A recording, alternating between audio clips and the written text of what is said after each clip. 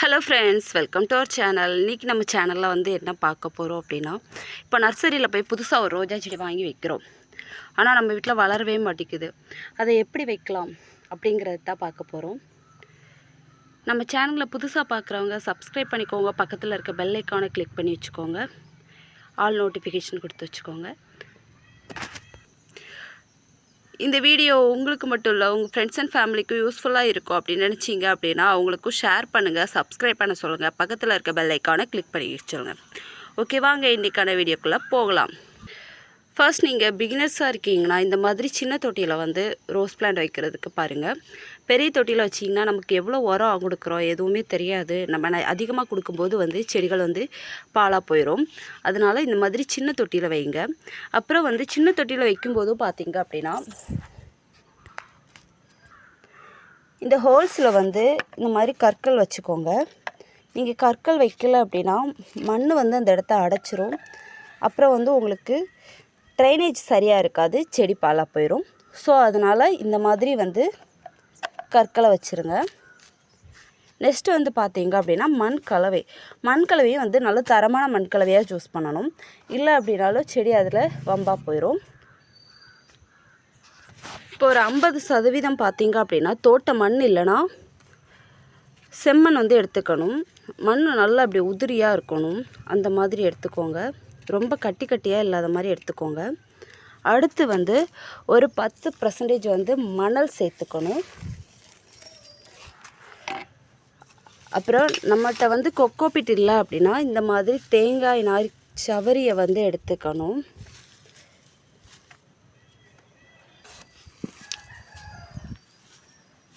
இது ஒரு 10% சேர்த்துக்கணும்.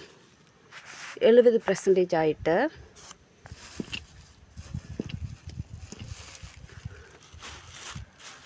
அடுத்து வந்து பார்த்தீங்க அப்படின்னா பூஞ்சை தொற்று எதுவும் இல்லாமல் இருக்கிறதுக்காக ஒரு 10% வந்து சாம்பல் சேர்த்துக்கணும். இது வந்து பூஞ்சை தொற்று எதுவும் இல்லாமல் பார்த்துக்கும். அடுத்து வந்து பார்த்தீங்க அப்படின்னா நல்ல ஒரு 20% வந்து தொழு உரம் எடுத்துக்கணும்.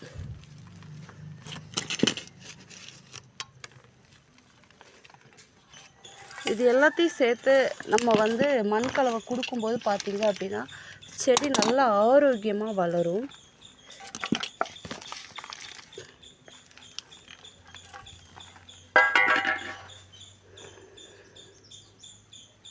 இந்த மாதிரி குட்டி குட்டி கற்கள் எல்லாம் எடுத்துடணும், அது நமக்கு தேவையில்லை. இப்போ இது எல்லாத்தையும் நல்லா கலந்து விட்டுக்கணும். நான் வந்து இன்றைக்கி இந்த தொட்டி தான் எடுத்திருக்கேன். இந்த தொட்டியில் தான் வந்து இன்றைக்கி செடி வைக்க போகிறேன்.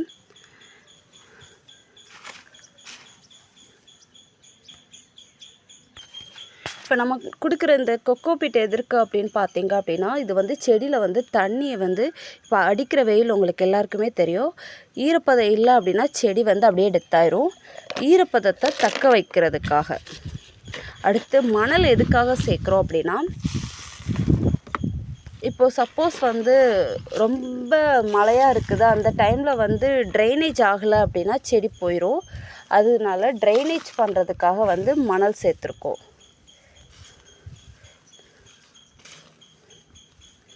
இது ஆல்ரெடி நல்ல உரம் உள்ள மண் தான், ஆனாலும் கொஞ்சம் நம்ம வந்து நம்மளோட பங்குக்கு உரம் கொடுத்தோம் அப்படின்னா நல்லாயிருக்கும் செடி.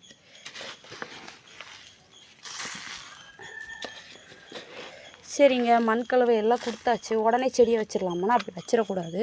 இப்போ மண்கலவை கொடுத்தாச்சு, எல்லாம் கொடுத்தாச்சு. இதை ஒரு 2 days வந்து தண்ணியை ஊற்றி வச்சிடணும். அதுக்கப்புறம் தான் வந்து செடி இதில் நடவு பண்ணணும். இப்போ வந்து இதுக்கு நல்லா தண்ணியை கொடுத்து அப்படியே வச்சிடணும் ஒரு ஓரத்தில். 2 நாளைக்கு அப்புறம் தான் இதில் செடியை நடவு பண்ணணும்.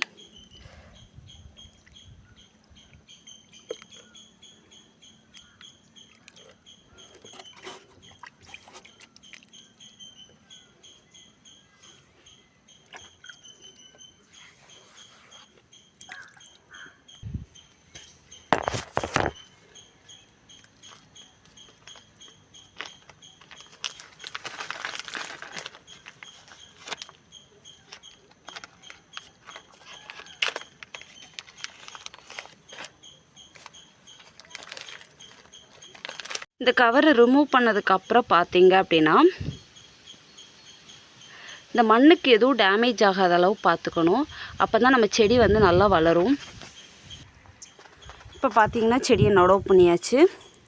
இந்த மாதிரி நீங்கள் உங்கள் வீட்டில் வாங்குகிற ரோஸ் செடியை வச்சு பாருங்கள். உங்களுக்கும் வந்து நிறைய கொத்து கொத்தாக பூக்கள் பூக்கும். நம்மளோட வீடியோவை ரெகுலராக பார்க்குறவங்களுக்கு தெரியும் நம்ம செடிகள் எப்படி பூக்குன்னு. ஓகே, இந்த வீடியோ பிடிச்சிருந்தா லைக் பண்ணுங்கள், ஷேர் பண்ணுங்கள், கமெண்ட் பண்ணுங்கள், சப்ஸ்கிரைப் பண்ணுங்கள். மறக்காமல் நம்ம சேனலை உங்கள் ஃப்ரெண்ட்ஸ் அண்ட் ஃபேமிலிக்கும் ஷேர் பண்ணுங்கள். ஓகே, தேங்க்யூ, பாய்.